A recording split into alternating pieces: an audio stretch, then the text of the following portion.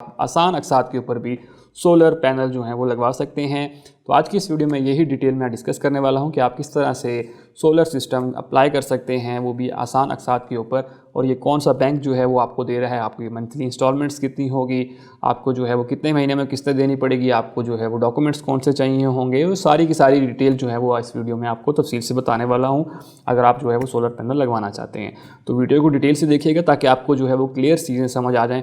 तो चलते हैं कंप्यूटर की स्क्रीन पे। कंप्यूटर की स्क्रीन पे चलने से पहले अगर आपने अभी तक हमारा चैनल सब्सक्राइब नहीं किया तो चैनल को सब्सक्राइब कर लीजिए, साथ बेल का आइकॉन होगा उसे लाजमी दबाइएगा ताकि मेरी हर आने वाली वीडियो का नोटिफिकेशन आपको मिलता रहे। तो दोस्तों चलते हैं हम कंप्यूटर की स्क्रीन पे। तो दोस्तों हम कंप्यूटर की स्क्रीन पे आ चुके हैं। ये जो सहूलत आपको दे रहा है वो है मीज़ान बैंक, और अब हम इसकी सारी डिटेल्स देख लेते हैं। मीज़ान बैंक का ये कहना है कि वो जो ये सारा लोन दे रहा है ये बिल्कुल इस्लामी शरई असूलों के मुताबिक है, मतलब इसके अंदर आपको किसी तरह का कोई भी सूद जो है वो शामिल नहीं है। ठीक है, तो आगे चलते हैं और हम क्राइटेरिया देख लेते हैं कि कौन कौन से लोग जो है वो एलिजिबल हैं इसके लिए। तो सबसे पहले आ जाता है सैलरीड इंडिविजुअल परमानेंट जॉब।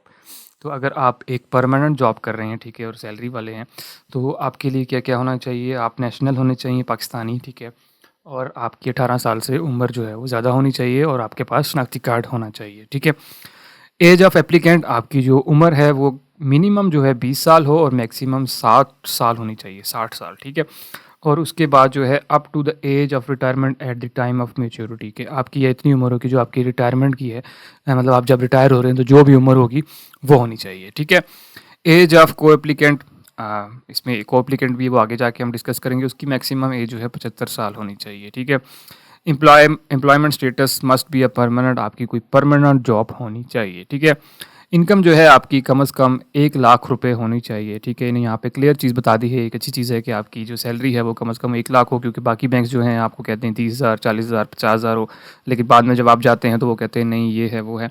तो इन्होंने क्लियर बता दिया कि आपकी जो है कम से कम सैलरी जो है वो 1 लाख रुपये होनी चाहिए। उसके बाद जॉब टेन्योर, करंट एम्प्लॉयर, आप जो है यहाँ पे जहाँ पे जॉब कर रहे हैं कम से कम आपको 2 साल का अरसा हो जाना चाहिए। ठीक है, उसके बाद एक इनकम असेसमेंट, आपकी जो इनकम जो देखी जाएगी वो कैसे असेस होगी, वो होगी पे स्लिप, आपकी जो पे स्लिप देखी जाएगी, बैंक स्टेटमेंट देखी जाएगी, आप जब अपॉइंट हुए थे मतलब आपकी जॉब जब लगी थी वो देखी जाएगी, एम्प्लॉयमेंट लेटर होगा, और इसी तरह ऑडिट वगैरह जो हुए हैं तो इस तरह से ये आपको वेरीफाई करेंगे कि हाँ वाकई ही आपकी तनख्वाह इतनी है और आप इतनी ले रहे हैं। ठीक है, उसके बाद टैक्स पे आप जो हैं वो एक टैक्स आपका इंडियन होना चाहिए जो कि आप टैक्स पेयर हो। टैक्स पेयर ऑटोमेटिकली जब भी आपको तनख्वाह मिलती है तो वो आपका टैक्स जो है लाजमी कट जाता है, तो आपका जो है वो टैक्स कटा होगा। ठीक है, उसके बाद credit check, bank will be conduct, आपको जो बैंक है वो वेरिफिकेशन के लिए जहाँ आप लगाना चाह रहे हैं उसके लिए वो वेरिफिकेशन के लिए कुछ लोग भेजेगा जो कि ऑफिस, बिजनेस और मकान जहाँ पे भी रह रहे हैं उन चीज़ों की जगहों की वेरिफिकेशन करेगा कि ये आपके नाम है, किसके नाम है, वो सारी चीज़ें एक वेरिफिकेशन होगी। ठीक है, उसके बाद आपको रेफरेंसेस चाहिए, 2 आपको गवाह चाहिए होंगे। ठीक है, 2 रेफरेंसेस रिकॉर्ड के 2 गवाह आपके होने चाहिए। उसके बाद फाइनेंसिंग फॉर अ फ्लैट, अगर आपके पास फ्लैट है या अपार्टमेंट है तो उसकी फाइनेंसिंग, उसके लिए आपको सोलर सिस्टम जो है वो नहीं मिलेगा। यहाँ पे इन्होंने क्लियर बता दिया है कि जो फ्लैट हैं और अपार्टमेंट लिए हुए हैं अगर आपने, तो उनकी जो है वो आप सोलर पैनल उनके लिए नहीं ले सकते हैं। ठीक है, मीज़ान बैंक, आपका जो है मीज़ान बैंक के अंदर अकाउंट होना लाजमी है। ठीक है, अगर आपका अकाउंट नहीं है तो जब आप अप्लाई करेंगे तो वो आपको बोलेंगे कि आप जो है अपना अकाउंट भी खुलवाएं, तो आपने यहाँ पे अपना अकाउंट भी खुलवाना है। उसके बाद मैक्सिमम बर्डन रेशो, ये क्या चीज़ है? इसका मतलब ये है कि आपकी जो है, आपने अगर कहीं बैंक से लोन लिया हुआ है या आप कोई और किस्त वगैरह दे रहे हैं तो वो सारी कुल मिलाकर जो है 40% ऑफ द, आपकी जो क्रेडिट है, आपकी जो तनख्वाह आती है 40% तक की जो है आप दे रहे हैं, अगर किसी को भी कर्ज़ा वापस कर रहे हैं तो वो 12 महीनों में आपकी 40% होनी चाहिए, इससे ज़्यादा नहीं होनी चाहिए। ठीक है, और इसी तरह जो इस्टेब्लिश हिस्ट्री है जिसकी 12 से ज़्यादा हैं तो आपकी 45 जो फ़ीसद जो है वो कस्टमर इस्टेब्लिश होनी चाहिए हिस्ट्री, कि आपने 12 महीने के बाद जो अगर किसी से लोन वगैरह लिया तो आपने उसको लौटा दिया है, वो सारी चीज़ें आपकी क्लियर होनी चाहिए। ठीक है, उसके बाद आगे चलते हैं। तो ये तो हो गए परमानेंट जॉब वालों के लिए। अब आ जाता है सैलरी जो कॉन्ट्रैक्ट बेस के ऊपर होते हैं। ठीक है, उनके लिए क्या है, इनकम जो है उनकी 2 लाख रुपए होनी चाहिए जो कि कॉन्ट्रैक्ट के ऊपर होते हैं। और उनके बाद जो है वो 3 साल का एक्सपीरियंस होना चाहिए जहाँ पे वो अभी काम कर रहे हैं, और ओवरऑल जो है 5 साल का एक्सपीरियंस अपनी फील्ड के अंदर हो जाना चाहिए, ठीक है। उसके बाद जो है वो अदर एस्पेक्ट्स क्या आ जाते हैं जो सेम एज़ ऊपर वालों के हैं। इसके अलावा ये 2 चीज़ें इसके मुख्तलिफ हैं, बाकी सारी चीज़ें सेम हैं जो ऊपर वाले की हैं, ठीक है। उसके बाद आ चलते हैं, आपका अगर दुकान है तो उसके लिए क्या है, उसके लिए वो सबसे पहले नेशनल होना चाहिए, शनाख्ती कार्ड होना चाहिए। एज आपकी जो है वो 30 साल से 65 साल के दरमियान होनी चाहिए, और कम से कम को एप्लीकेंट की 75 साल एज होनी चाहिए।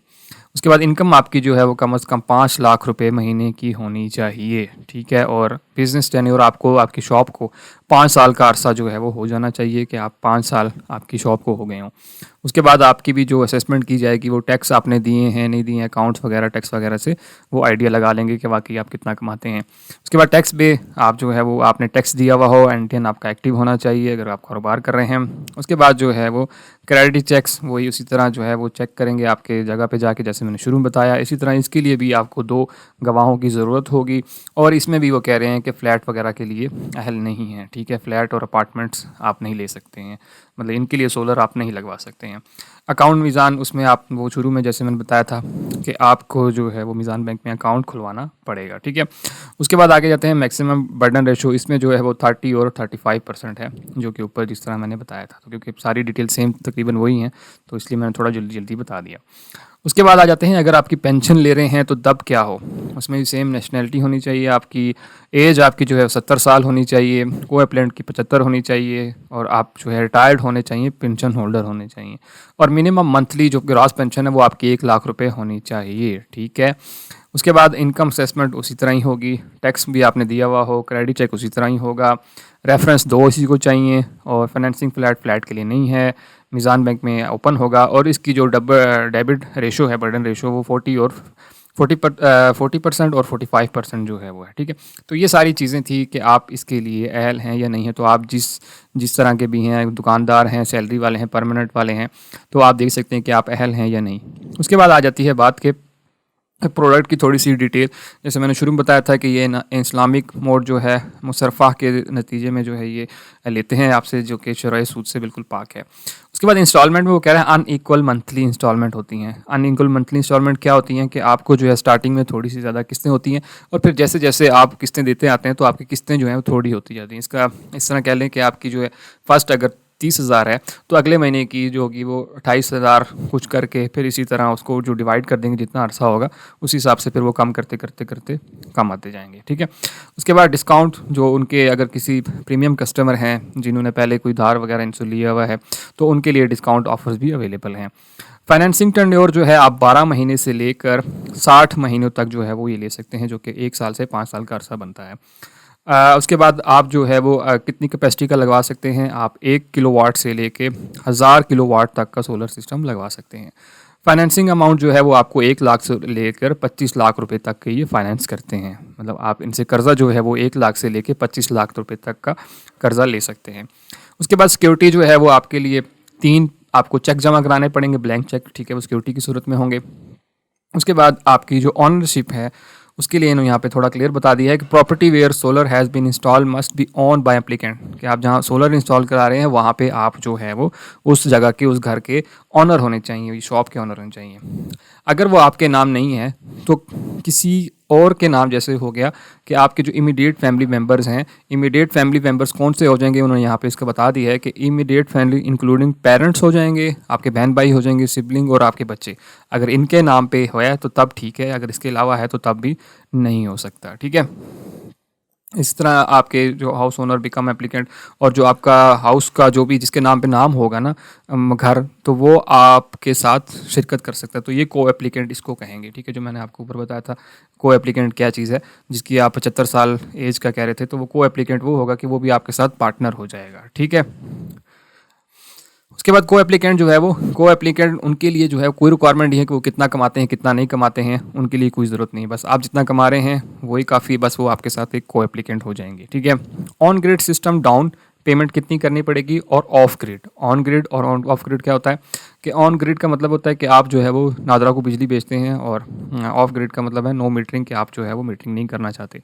तो ये भी है, इसमें क्या आ जाता है कि विद क्रेडिट हिस्ट्री 12 मंथ से अगर है ज़्यादा है और बराबर है तो आप मिनिमम जो है वो 15% और मैक्सिमम 50% की जो है वो डाउन पेमेंट कर सकते हैं, ठीक है, अगर आपकी जो है वो क्रेडिट हिस्ट्री इस तरह है।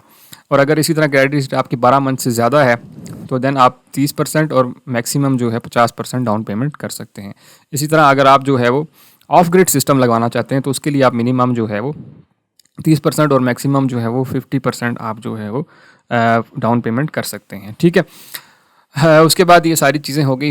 अब हम चलते हैं कैलकुलेशन की तरफ कि आप खुद भी कैलकुलेट कर सकते हैं कि अगर आप कितने का सिस्टम लगवाएंगे तो आपको महीने की कितनी किस्तें देनी पड़ेंगी। तो वो हम चेक कर लेते हैं। सबसे पहले यहाँ से आप जो भी हैं, सैलरीड हैं, बिजनेसमैन है, पेंशन है, सैलरीड प्रीमियम अकाउंट है, बिजनेस प्रीमियम अकाउंट है। मिसाल के तौर पर कहता हूँ कि मैं सैलरीड वाला हूँ, ठीक है। इस पर क्लिक किया और यहाँ पर मैं कहता हूँ कि मुझे जो है वो 10 लाख रुपये की फाइनेंस चाहिए। तो मैंने यहाँ पे 10 लाख लिखा और उसके बाद डाउन पेमेंट आप कितनी करना चाह रहे हैं। तो मिसाल के तौर पर मैं कहता हूँ कि जी मैं कम से कम अगर मैं करना चाहूँ 15% करना चाहूँ, ठीक है, और टेन्योर मैं 5 साल रखता हूँ, तो तब मैं कैलकुलेट करता हूँ कि मुझे कितनी इंस्टॉलमेंट्स जो हैं वो बन जाएंगी। तो सबसे पहले तो उसने सारा कुछ यहाँ पे कैलकुलेट कर दिया है कि आपकी सैलरी जो है वो सैलरीड है, आपने 10 लाख की जो है लेनी है और 1.5 लाख जो है आपको 15% जो है वो उसकी फाइनेंसिंग करनी पड़ेगी, मतलब डाउन पेमेंट जो है वो करनी पड़ेगी। 1.5 लाख पहले देंगे, उसके बाद फिर जो है वो आप 30,155 रुपये, फिर 30,000 देखेंगे ये भी, उसी तरह से फिर जो है वो आप इस तरह देते जाएंगे, ये कम होती जाएंगी, ठीक है। 30,000, फिर 29,000, फिर यहाँ पे 28,000, 27,000, 26,000 हो जाएगी। तो मतलब जितने जितनी आप किस्तें देते जाएंगी तो एट द एंड जो आपको लास्ट किस्त तकरीबन जो पड़ेगी लास्ट 2 महीनों की, वो आपको 3 महीनों की वो 14,000 के पास चली जाएगी, ठीक है। तो इस तरह से आप 60 महीनों तक जो है वो हर मंथ इस तरह से किस्त जो है वो देंगे, ठीक है। तो आई होप सो आपको ये सारी चीज़ें क्लियर हो गए होंगे। अब चलते हैं कि आप जो है वो कॉस्ट क्या क्या पड़ेगी। प्रोसेसिंग चार्जेस जो है आपको ये 5,000 प्लस एफईडी लेंगे। डॉक्यूमेंटेशन चार्जेस, जो भी डॉक्यूमेंटेशन के उस टाइम चार्जेस होंगे, उसकी जो फीस होगी वो उसी टाइम वो बताई जाएगी। लेट पेमेंट चार्जेस, अगर आप कोई पेमेंट नहीं करते, कोई अदा नहीं करते हैं तो उसकी कोई भी लेट फीस नहीं है, ठीक है। तो एक अच्छी बात है।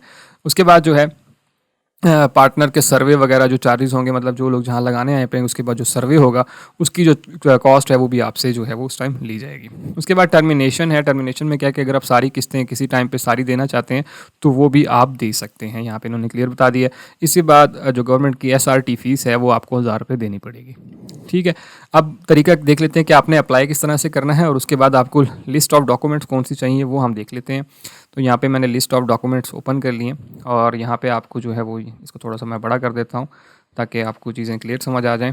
आपको क्या चाहिए होगा, जनरल डॉक्यूमेंट्स जो सबके लिए होंगे वो प्रॉपर्टी ओनरशिप प्रूफ होगा, करंट इलेक्ट्रिसिटी बिल चाहिए होगा, प्रॉपर्टी फील्ड एप्लीकेशन फॉर्म होगा, कॉपी ऑफ वैलिड CNI शनाख्ती कार्ड का कॉपी चाहिए होगी, फ़ोटोग्राफ चाहिए होगी, एक सिग्नेचर वेरिफिकेशन फॉर्म चाहिए होगा, डिक्लेरेशन ऑफ फाइनेंसिंग होगा और valid quotation from Meezaan bank और राइस सोलर्स होगी, ठीक है। ये क्या होंगे ये भी थोड़ा सा मैं आपको बता देता हूँ। इसमें जो ये आपको जो है अभी बता देता हूँ कैसे मिलेगी, जो कि आपको कोटेशन जो है वो मिलेगी कहाँ से। सिग्नेचर वो फॉर्म वो आपको बैंक से मिल जाएगा, फ़ोटोग्राफ आप खुद लेके जाएंगे, प्रॉपर्टी और फॉर्म एप्लीकेशन जो है ये भी आपको मिल जाएगा हिंदी से ही, और इलेक्ट्रिसिटी बिल आपका खुद मिल जाएगा और ऑनरशिप के कागजात भी आपके पास होंगे, ठीक है। उसके बाद जो सैलरीड के लिए अलग से चाहिए होगा वो सैलरी स्लिप चाहिए होगा, एम्प्लॉयमेंट लेटर चाहिए होगा, DOG डेट ऑफ ज्वाइनिंग जो आपने जब जॉब स्टार्ट की थी वो आपने चाहिए होगी, एम्प्लॉयमेंट स्टेटस प्रूफ चाहिए होगा, 6 मंथ की बैंक स्टेटमेंट चाहिए होगी, और इसी तरह जो है कि आप जो जहाँ पे काम कर रहे हैं उधर से एक लेटर चाहिए होगा, ठीक है। इसी तरह सेल्फ एम्प्लॉयड जो बिजनेसमैन हैं जिनकी शॉप वगैरह है उनके लिए क्या होगा कि वो आपकी सोल जो प्रोप्राइटरशिप है उसके लिए NTN चाहिए होगा, बैंक्स लेटर चाहिए होगा, ठीक है, और टैक्स रिटर्न चाहिए होगा। पार्टनरशिप पे क्या होगा, पार्टनरशिप डीड चाहिए होंगे, ठीक है, कि आपकी जिस कंडीशन पे जो है वो हुई हैं। उसके बाद सर्टिफिकेट रजिस्ट्रेशन होगी, आपका कोई भी रजिस्टर हुआ तो वो होगा जो कारोबारी रजिस्टर है। 6 मंथ की जो है आपको स्टेटमेंट चाहिए होगी। उसके बाद लिमिटेड कंपनीज जो हैं वो उनको चाहिए मेमोरेंडम ऑफ आर्टिकल चाहिए होगा, एसोसिएशन आर्टिकल चाहिए, सर्टिफिकेट ऑन इनकॉर्पोरेशन चाहिए होगा, latest form A, latest form 29, audit financial और 6 मंथ की बैंक स्टेटमेंट जो है वो इनको चाहिए होगी, ठीक है। उसके बाद काफ़ी ऑफ पेंशन जो पेंशन वाले हैं उनको जो पेंशन की बुक होती है वो दिखानी पड़ेगी और लास्ट 6 मंथ की जो है वो स्टेटमेंट दिखानी पड़ेगी कि बैंक में मेरे इतने जो है वो पेंशन आई है।